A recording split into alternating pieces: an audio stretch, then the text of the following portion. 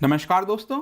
जैसा कि आपको पता है, बॉर्डर सिक्योरिटी फोर्स एक पैरामिलिट्री फोर्स है भारत का, जो कि पाकिस्तान और बांग्लादेश की जो बॉर्डर है उसकी रक्षा करता है। तो यहां पर क्या हुआ है कि सरकार ने, सेंट्रल गवर्नमेंट ने बॉर्डर सिक्योरिटी फोर्स की जो पावर्स और जुरिस्डिक्शन है इसको 50 किलोमीटर तक एक्सटेंड कर दिया है इन 3 स्टेट्स। यहां पर आप न्यूज देख सकते हो, border security force now has uniform 50 kilometre jurisdiction to arrest, search, seize in border state. तो इसके बारे में मैं आपको डिटेल से बताऊंगा कि पूरा मामला है क्या, किस तरह की पावर दी जाती है, बॉर्डर सिक्योरिटी फोर्स क्या कर सकता है, इसकी वजह से क्या जो पुलिस की पावर है वो कम हो जाएगी, ऑपोजिशन इसका विरोध क्यों कर रहा है, सब कुछ हम डिटेल से जानेंगे। चलिए आगे बढ़ते हैं। लेकिन उसके पहले अगर आप यूपीएससी या फिर किसी भी एग्जाम की तैयारी कर रहे हैं तो सिंपली आप हमारे ऐप को डाउनलोड कर सकते हैं या फिर studiiq.com विजिट कर सकते हैं, वहां पर सारी जानकारी आपको मिल जाएगी। चलिए देखते हैं एग्जैक्टली हो क्या रहा है यहां पर। जैसा कि आपको पता होगा, जो पैरामिलिट्री फोर्स है वो आपका होम अफेयर्स मिनिस्ट्री के अंदर आती है। तो मिनिस्ट्री ऑफ होम अफेयर्स ने कल ही यहां पर एक नोटिफिकेशन जारी किया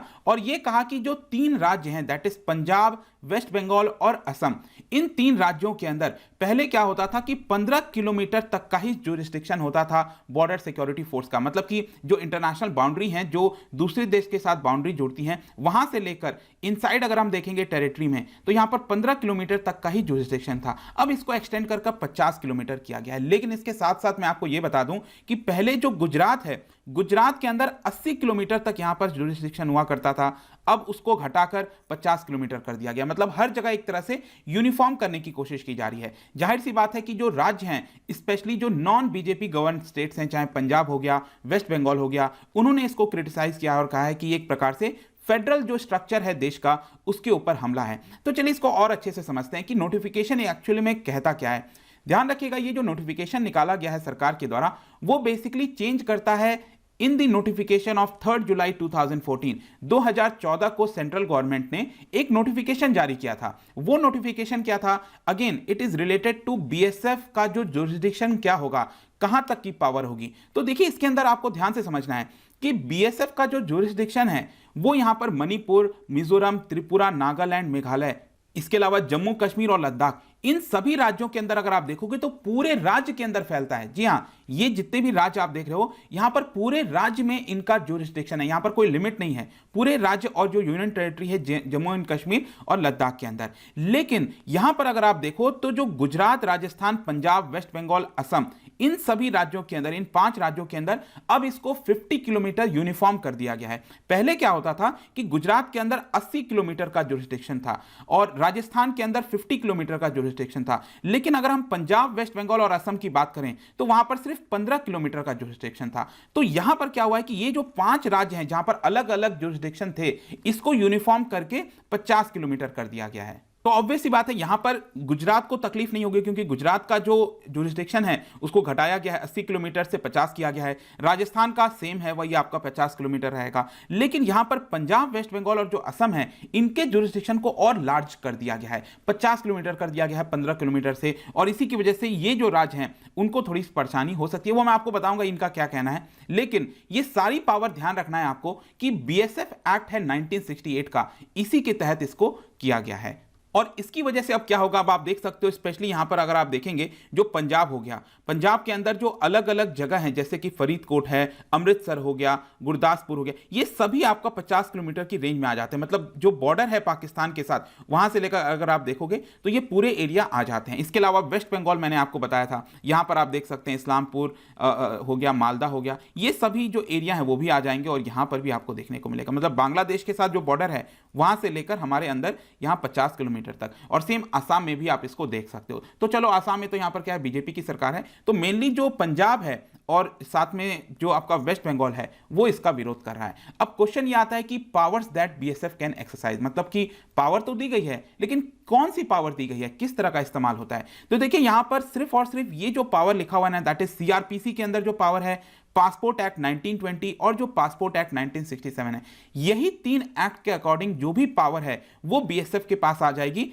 इन दोज 50 किलोमीटर रेंज। वहां पर बेसिकली क्या होगा कि वो किसी को भी अरेस्ट कर सकते हैं, सर्च कर सकते हैं अंडर दीज लॉज। ध्यान रखना है, ऐसा नहीं है कि अपने मनमर्जी से, इस लॉज के अकॉर्डिंगली वो अरेस्ट और सर्च कर सकते हैं उस 50 किलोमीटर के अंदर। वैसे मैं आपको बता दूं कि इसके अलावा भी बीएसएफ के पास पावर होती है, जैसे एनडीपीएस एक्ट हो गया, ठीक है, आर्म्स एक्ट हो गया, कस्टम्स एक्ट हो गया, और भी कई सारे लॉज हैं। लेकिन ये लॉज के अकॉर्डिंगली उनका जो पहले का जुरिस्डिक्शन हुआ करता था वो सेम रहेगा, 15 किलोमीटर का मैंने जो आपको बताया। लेकिन ये वाले जो 3 एक्ट हैं, इसमें इसके अंदर यहां पर 50 किलोमीटर का जुरिस्डिक्शन कर दिया गया है। आई होप कि this thing is very clear. अब क्वेश्चन आता है कि when these powers were given, क्या ये 2014 से दिया गया है, क्या पहले से था? ऐसा नहीं है, पहले भी था। अगर आप देखोगे तो 1969 में बीएसएफ को पहली बार यहां पर पावर दी गई थी to arrest and search. Basically इसका जो कारण बताया जाता है वो ये था कि उस समय अगर आप देखोगे तो ये जितने भी राज्य हैं जो इंटरनेशनल बाउंड्री के साथ जुड़ते हैं, इंटरनेशनल बॉर्डर है जहां पर, वहां पर क्या होता था कि राज्यों के जो पुलिस स्टेशन हैं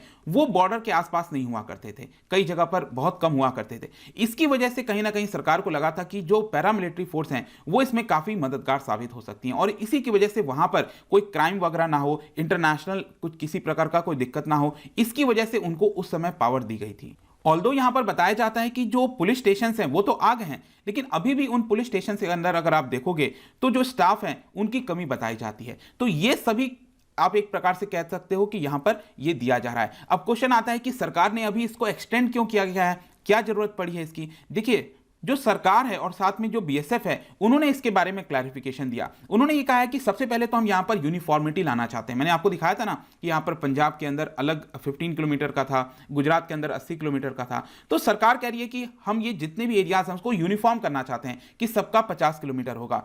इसके अलावा यहां पर यह कहना है बीएसएफ के जो ऑफिसर्स वगैरह हैं, जो सोर्सेज से मीडिया में खबर चली है उसके अंदर यह बताया जा रहा है कि पहले क्या होता था, कई बार बीएसएफ के पास इंफॉर्मेशन होती थी क्राइम से रिलेटेड चीजों के बारे में। जैसे कि मान लो पंजाब हो गया, पंजाब के अंदर पता चला कि बॉर्डर से लेकर 25 किलोमीटर दूर जो है यहां पर कोई क्राइम हो रहा है, ड्रग्स वगैरह की, मतलब कुछ भी ऐसा कोई प्रॉब्लम हो रहा है, वहां पर दिक्कत हो रही है जिसको बीएसएफ वहां पर टैकल कर सकती थी। लेकिन क्योंकि वो 15 किलोमीटर के बियॉन्ड जाता था, जुरिस्डिक्शन नहीं होता था, इसकी वजह से वो नहीं कर पाते थे। यहां पर एक एग्जाम्पल बताया गया, जैसे कि वेस्ट बंगाल के अंदर कई बार क्या होता था कि पता चलता था बीएसएफ को कि किसी एक विलेज के अंदर, गांव के अंदर 100 काउस की स्मगलिंग कर रही है, उसको स्मगल किया जा रहा है, और यह भी खबर आई थी कि 100 जो काउस हैं उसको यहां पर बॉर्डर पर लाया जाएगा इन द लेट नाइट। तो क्या है कि अगर बीएसएफ को अगर उसको अरेस्ट कर सकते थे तो वो विलेज में जाकर डायरेक्टली उसको सीज कर सकते थे। लेकिन क्या था, पावर नहीं था, उतना जुरिस्डिक्शन नहीं था। अब होता क्या है कि ये 100 काऊ को जो बॉर्डर पर लाया जाता है उसके बाद वो स्कैटर हो जाते हैं, अलग अलग दिशा में चले जाते हैं, तो उनको पकड़ना मुश्किल हो जाता है। तो वहां पर बीएसएफ का ये कहना है कि अगर हम उनको एक जगह पकड़ लेते तो काफी आसान हो जाता हमारा काम। तो इस तरह के एग्जाम्पल दिए जा रहे हैं जहां पर बताया जा रहा है जिसकी वजह से इसका जो जुरिस्डिक्शन है वो बढ़ाया गया है। लेकिन डेफिनेटली एक क्वेश्चन आएगा कि बीएसएफ का जुरिस्डिक्शन बढ़ाने का मतलब क्या है? क्या इससे जो पुलिस का जुरिस्डिक्शन है, उस राज्य सरकार के पुलिस का जुरिस्डिक्शन है, क्या वो कम हो जाएगा? यहां पर कहना है कि ऐसा नहीं है।